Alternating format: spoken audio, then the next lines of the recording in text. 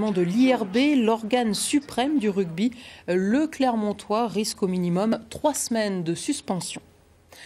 On termine ce journal avec une initiation à l'art du costume de scène. Le Centre national de Moulins organise des ateliers durant les vacances scolaires pour permettre aux plus jeunes de découvrir quelques techniques de confection.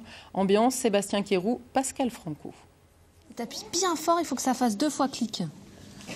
Allez, encore. Voilà, c'est bon. À peine en vacances, voilà que ces enfants doivent à nouveau se mettre au travail. Aujourd'hui, ce n'est pas à l'école, mais au Centre national du costume de scène qu'ils ont rendez-vous pour confectionner un accessoire de costume avec l'aide d'une costumière professionnelle. Je tourne un peu,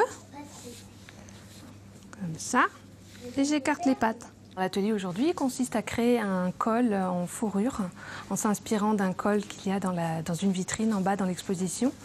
Et après, ils font absolument ce qu'ils veulent au niveau de la décoration du col.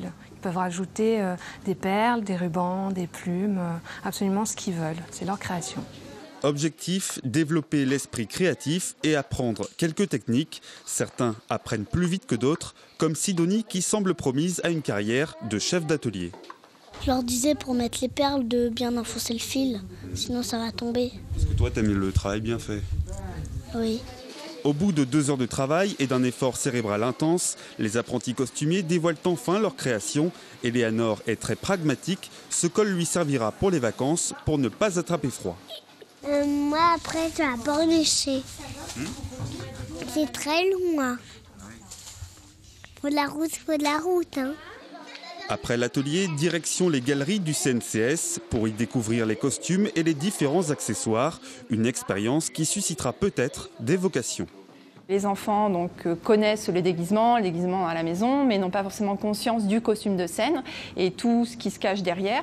Donc c'est une façon de leur faire découvrir notre univers. Tout au long de l'année, le CNCS propose de nombreux ateliers et visites guidées destinés aux enfants mais aussi aux adultes. Cette année, près de 500 personnes en ont bénéficié. C'est la fin de ce journal. L'information continue sur notre site internet auvergne.france.